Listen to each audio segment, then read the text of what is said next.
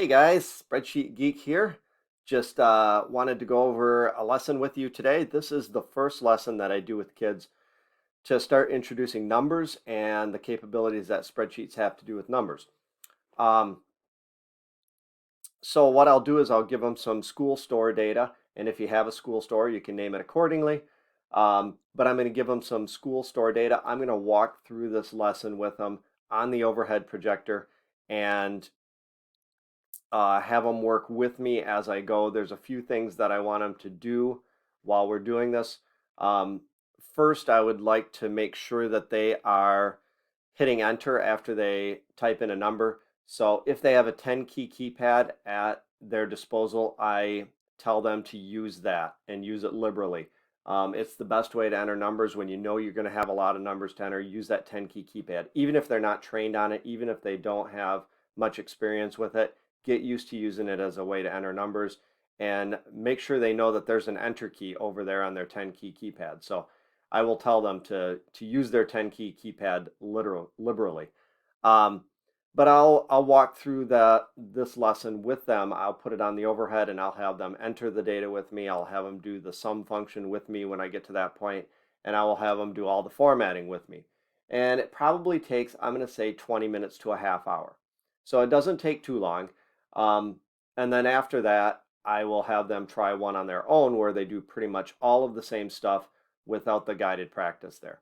So that's what I do for this one. And there's a little bit of hand holding going on, but I really want them to get comfortable with entering numbers and using the sum function um, and entering data. So let's get to it.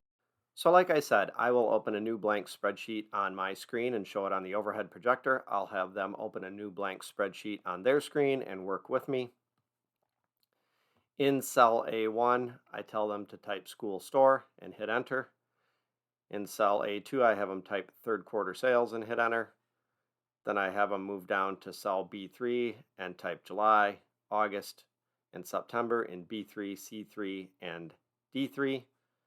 I have them hit tab in between. Then I'll move to cell A4 and type the categories. Hats, enter. T-shirts, enter. Sweatshirts, enter. Accessories, enter. Then I'll have them go up to July for hats and type $50 and hit enter.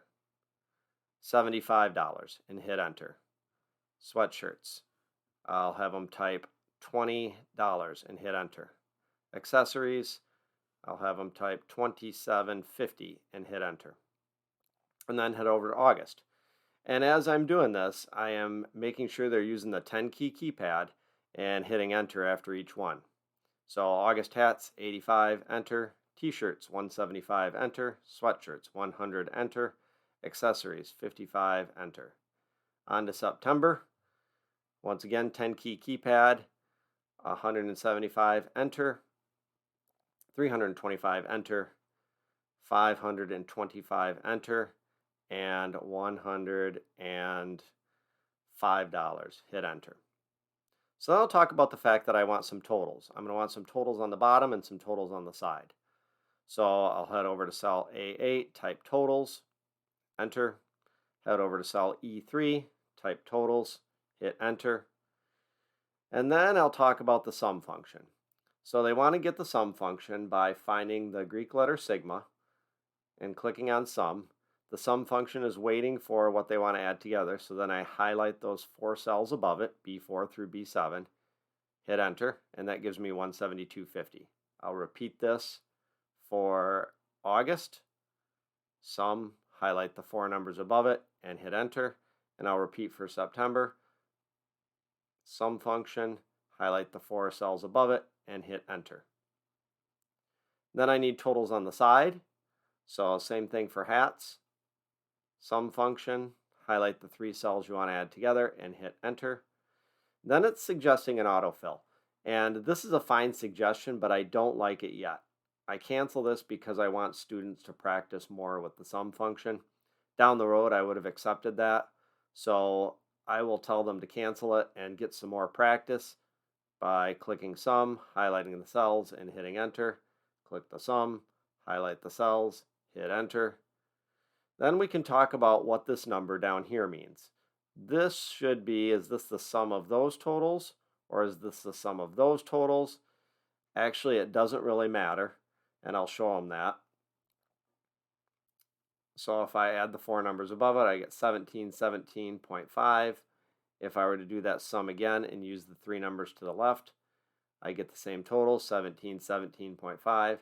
I can even use the sum and just highlight all of the raw data, and I get the same total. Because really you're just doing the total of totals. Either way, it's a good point for discussion mathematically how that works. Then I'll format. I will highlight those top 5 cells. I'll merge them together. Maybe bump the font size up to 18, bold, and let's center this. I'll do something similar for third quarter sales. Highlight those 5 cells.